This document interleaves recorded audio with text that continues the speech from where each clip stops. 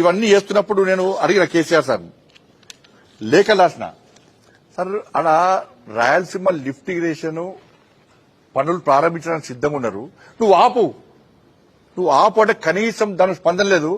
ఇలా జగన్ గారేమో ఈడికి వచ్చిండు, ఏడికి ప్రజాజీవానికి వచ్చిండు, దావతులు ఫుల్ నడిచిన దావతులు. ఇద్దరి మధ్య కాంట్రాక్టర్ డిసైడ్ అయిపోయిండు, పనులు ప్రారంభించాలని చెప్పి ఇద్దరు నిర్ణయించుకున్నారు. టెండర్ ప్రాసెస్ స్టార్ట్ చేసిర్రు. స్టార్ట్ చేశాక కేసీఆర్ సార్ చేసిండు, మళ్ళా రోజక్క దగ్గరికి పోయాడు, పోయి రొయ్యల పులుసు తిన్నాడు. ఇది నేను చెప్పిన ప్రెస్కి చెప్పిండు, రొయ్యల పులుసు చాలా బాగుందని చెప్పి ఆయన చెప్పిండు. చేపల ఫ్రై తిన్నాడు, పీతల రోస్ట్. రోజక్క ఏం చేసిందంటే ఇక్కడి నుంచి అక్కడ రాక గులాబీ రేకులు వరిచి మన తెలంగాణ బాపుని స్వాగతం పలికింది. కేసీఆర్ కుటుంబానికి పట్టు వస్త్రాలు చెప్పి పెట్టారు. ఫోటోలు ఉన్నాయన్న.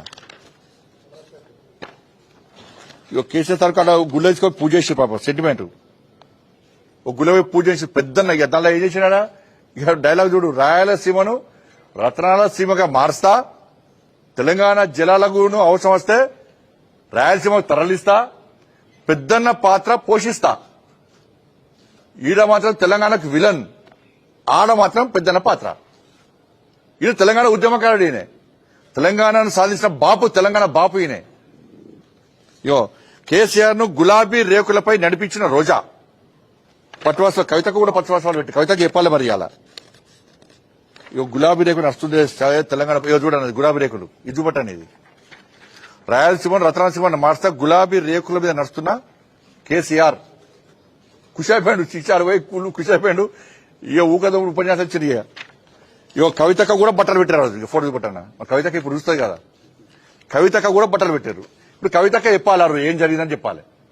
ఇప్పుడు కేసీఆర్ హయాంలో బీఆర్ఎస్ పార్టీ జరిగిన అవినీతి అక్రమాలను కవితక బయటపడుతున్నది. హ్యాట్స్ ఆఫ్, మేము స్వాగతిస్తున్నాం దాన్ని.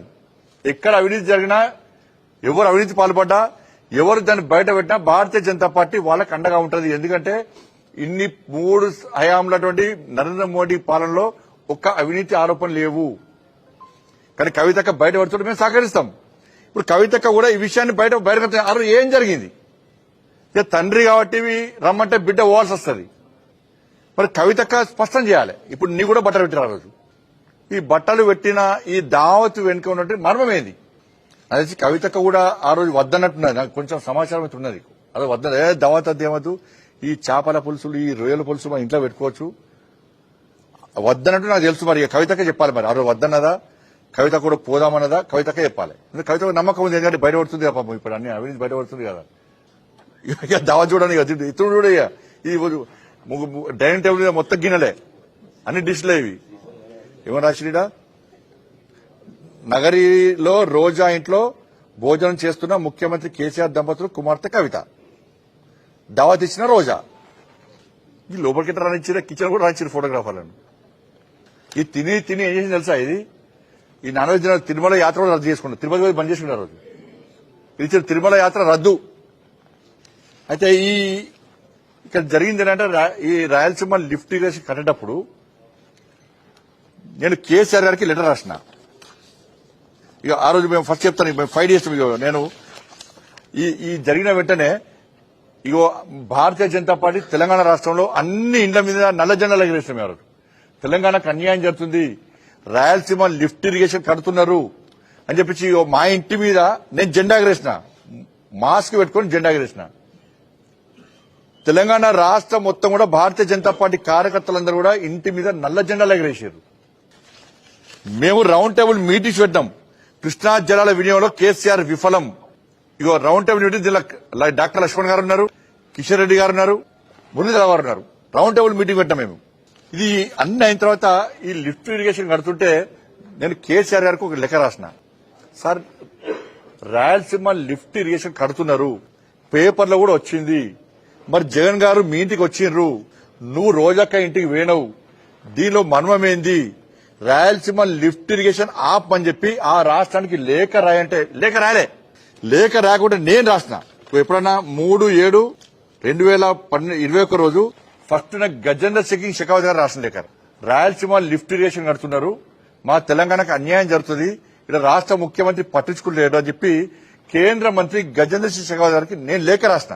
లేఖ అనేది ముఖ్యమంత్రి రాలే, నేను రాసిన లేఖ. రోజు లేఖ రాసిన పట్టించుకోకుంటే లాస్ట్ నేను ఢిల్లీ పోయిన. రోజు ఢిల్లీ పోయి కేంద్ర మంత్రి గారిని కలిసిన. నేను సార్ నేను కేసీఆర్ గారికి లేఖ రాసిన, lift irrigation tender process start అయింది, ఆ టెండర్ ఆపాలా సార్ అని నేను రాసిన తర్వాత నేను కూడా అప్పుడు ముఖ్యమంత్రి గారితో మాట్లాడినా, ఈ విషయం స్పష్టం చేసినా అని చెప్పి.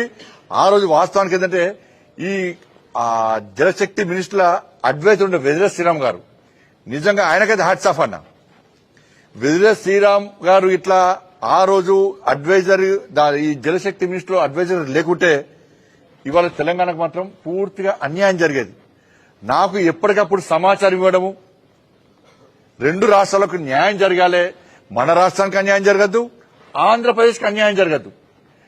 రాజ్యాంగబద్దంగా విభజన యాక్ట్ ప్రకారము మనకు జలాలు వినియోగం జరగాలి, మనం వాడుకోవాలని చెప్పి ఇటు ఈ రాష్ట్రానికి కానీ ఆ రాష్ట్రానికి సపోర్ట్ చేయాలి. న్యాయంగా ఇలా వెదిరే శ్రీరామ్ గారు ఉన్నారు. ఆ రోజు వెదిరే శ్రీరామ్ గారు ఎప్పుడప్పుడు అడ్వైజ్ చేస్తున్నారు, నాకు జలశక్తి మినిస్టర్కి అడ్వైజ్ చేస్తున్నారు.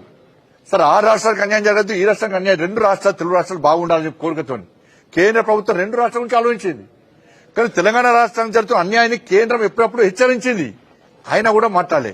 నేను ఆ రోజు కేంద్ర మంత్రికి లెటర్ రాసిన, రాష్ట్ర ముఖ్యమంత్రి ఉన్న కేసీఆర్ గారికి లెటర్ రాసిన, నా లెటర్ తీసుకుపోయి చెత్తబుట్లో పడేసిండు. ఇక కేసీఆర్ ఇంటలేడని భావించే నేను ఢిల్లీ పోయి, సార్ దయచేసి అపెక్స్ కౌన్సిల్ మీటింగ్ పెట్టండి, మీటింగ్ పెడితే చర్చ జరుగుతుంది, ఇది ఆపకుంటే మాకు అన్యాయం జరుగుతుంది సార్ అని చెప్పి మొత్తుకున్న రోజు నేను. లాస్ట్ కు అపెక్స్ కౌన్సిల్ మీటింగ్ పెట్టాం. ఏ రోజు అపెక్స్ కౌన్సిల్ మీటింగ్ పెడితే ఆ రోజు ఏం చేసిండు, ఎంత కుట్ర అంటే కేసీఆర్ అంటే మోసం. ఇది ఇంపార్టెంట్ విషయం అన్న. అపెక్స్ కౌన్సిల్ మీటింగ్ పెడితే డేట్ కొంచెం ఇక డేట్ ఆ డేట్ కొంచెం నాకు మిస్ అయింది అది. డేట్ డిసైడ్ చేసిండ్రు, ఎందుకంటే ఈ రాయలసీమ లిఫ్ట్ ఇరిగేషన్ టెండర్లు ఆపాలి, మనం ఆ వర్క్ ను ఆపాలని చెప్పి రెండు రాష్ట్రాల డిస్కషన్ జరగాలి, సామరస్యపూర్వకంగా ఉండాలని చెప్పి అపెక్స్ కౌన్సిల్ డేట్ డిసైడ్ చేసి కేసీఆర్ గారికి లేఖ రాసింది జలశక్తి మినిస్ట్రీ. ఇంకో ఫలానా డేట్ నాడు అపెక్స్ కౌన్సిల్ మీటింగ్ ఉంది, మీరు రావాలి, ఆ రాష్ట్ర ముఖ్యమంత్రి కూడా రావడానికి సిద్దంగా ఉన్నాడని చెప్పి లేఖ రాస్తే ఎంత మూర్ఖుడు కేసీఆర్ అనే వ్యక్తి అంటే, ఈ అపెక్స్ కౌన్సిల్ మీటింగ్ కు పోతే రాయలసీమ లిఫ్ట్ ఇరిగేషన్ పనులు ఆపాల్సి వస్తుంది అని చెప్పి నేను ఆ సమావేశానికి రాలేను అని లేఖ రాసింది. నేను అపెక్స్ కౌన్సిల్ మీటింగ్ సమావేశానికి ఈ డేట్ నాడు రాలేను అని లేఖ రాసిండు. ఎందుకు రాలేను అనంటే, ఈ అపెక్స్ కౌన్సిల్ సమావేశం జరిగితే రాయలసీమ లిఫ్ట్ ఇరిగేషన్ పనులు ఆపాల్సి వస్తుంది, కమిషన్ రావు, ఆ రాష్ట్ర ముఖ్యమంత్రి కుమ్మక్కైండు, కాంట్రాక్టర్ కుమ్మక్కైండు, నాకు తెలంగాణ రాష్ట్రం ముఖ్యం కాదు, పైసలు ముఖ్యమని చెప్పి అపెక్స్ కౌన్సిల్ మీటింగ్ రాకుండా డుమ్మా కొట్టిండు, లేఖ రాసిండు. నేను మొండి పడుతూ ఏం చేసినా, లేదు ఎట్టి పట్ల మళ్ళా జరగాల్సిందని చెప్పి మళ్ళీ 1 month తర్వాత మళ్ళీ పెట్టించిన మీటింగ్, మళ్ళీ మొండి పడుతూ మళ్ళీ అపెక్స్ కౌన్సిల్ మీటింగ్ పెట్టించింది నేనే, లేఖ రాసింది. ఆ మీటింగ్ పోయిన రోజు భారతీయ జనతా పార్టీ కార్యకర్తలు అందరం కూడా రంగారెడ్డి జిల్లా నుంచి నాగర్ కర్నూలు వరకు, ఇటు ఖమ్మంలో, ఇటు నల్గొండలో, అన్ని జిల్లాలో హెడ్ క్వార్టర్ లో మేము ఆందోళన చేస్తాం. కేసీఆర్ ఇప్పటికైనా తెలంగాణ రాష్ట్ర పరువును కాపాడు, మా దక్షిణ తెలంగాణ ఎండగొట్టకు, తాగడానికి నీళ్లు, పంట పొలాలకు నీళ్లు, తెలంగాణ రాష్ట్రం అన్యాయం అయిపోతుంది, మా కోసం అపెక్స్ కౌన్సిల్ లో కొట్టాలని చెప్పి ప్లే కార్డ్స్ పెట్టించి ఇవాళ ఈ ప్రాంతం మొత్తం కూడా ఆందోళన చేస్తాం మేము.